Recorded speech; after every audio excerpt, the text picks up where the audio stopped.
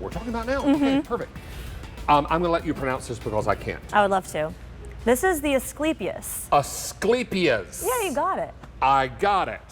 Don't ask me tomorrow, but right now I can say it. Yes. This is 3 pieces. You get 3 colors. And as we mentioned, the only food source for the monarch butterfly, and the monarch butterflies are endangered. They are, David. Unfortunately, for various reasons, whether it be what we're using to grow our food now, to all the construction that's coming up, the native and the wild Asclepias or milkweed, there's just not enough of it anymore. So the monarch butterfly is losing its natural source of food.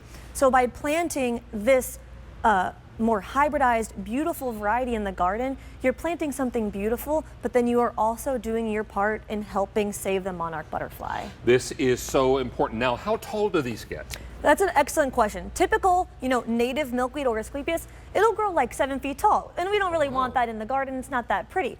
This collection here, as you're seeing, this is full size. So they're going to grow only about 36 inches tall. That's about 3 feet. Exactly right. So it's a more compact, more vibrant color of flower. But what remains the same are these leaves. This is what makes this plant so important for the monarch, because as the monarchs are flying across the country, they will find your plants, and the mama monarch will lay her eggs on the underside of these leaves. Now, when those hatch to be the caterpillar is going to eat your foliage, and that is absolutely okay. Do not be alarmed if you wake up one morning and you don't have any more leaves. That's the whole point, because then those caterpillars, when their bellies are nice and full, they're going to go into the chrysalis, and then they're going to emerge the monarch butterfly. These have only been on the air for 2 weeks, and in that time, how many have been ordered? 5,100 sets. I need to say thank you to all of those. And you get 3. That's right. And exactly. You're going to get 3 live plants right out of the gate. Now, do these do best in containers or in the ground? Honestly, they do best anywhere. So this is one of those plants, if you only have a patio, great. If you have a massive estate, consider picking up a few collections.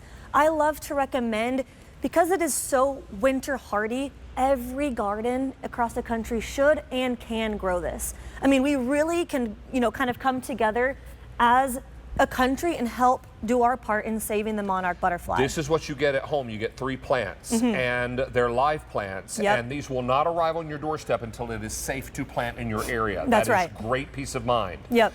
And you're not paying any shipping for any of the live plants. Correct. So it's free shipping and handling for everything, and these will work as well in containers as they will in the ground. Now, you mentioned a deck or a patio. I'm assuming they like full sun? They like as much sun as you can give them. Yeah, so I would recommend full sun. If you only have a half day, that's okay.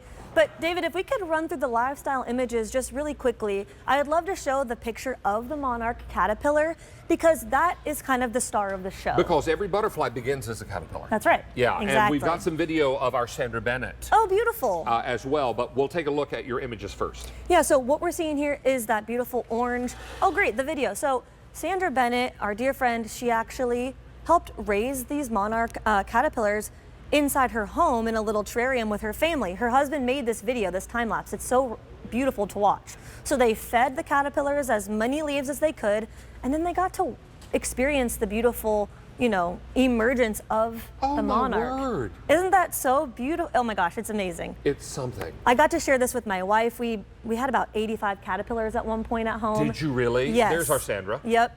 It's something that is so special to share with loved ones, your kids, nieces, nephews, grandchildren.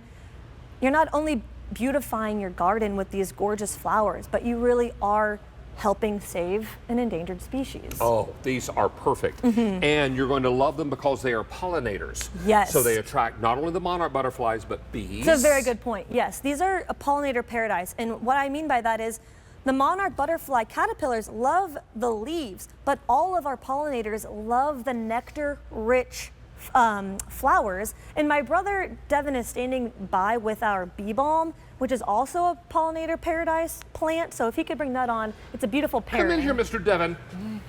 Now, if you let these, and the bee balm, if you let the green part dry, and then crumble it up on pasta or pizza? Well, my brother does. I've not tried it. You can also actually make tea Out of the blooms. Out of the blooms, exactly. It's a really amazing plant. It smells great. Well, I came out here because I wanted to mention, I'm sure my sister said that the butterfly bouquet plants are native to the United States. So is the bee balm. And a lot of gardeners are choosing to plant native plants more and more. And these plants are perfect companions. They're native to our country, as well as they love the same sort of conditions. And look how gorgeous they are together. Oh, they're so pretty, and they're all pollinators. That's right, and because they're all native, that just means they're super easy to grow, no matter where you live in the country. That's what that means. Yep. And so it's important. No, thank you, Devin. We appreciate you.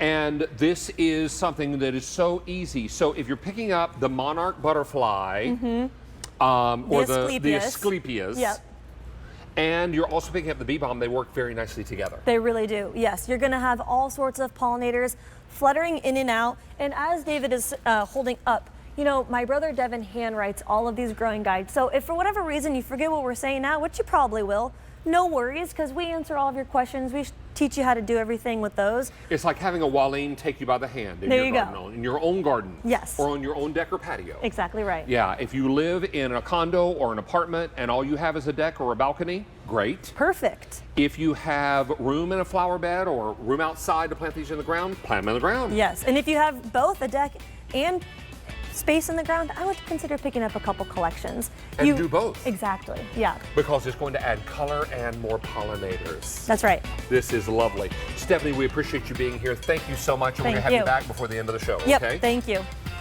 Now, we have the whiskey barrel planter, and fewer than 100 of these remain. We have red only. I know that that is not red on the screen, but we have red color only. And we also have the potting mix soil. Now, many of you are probably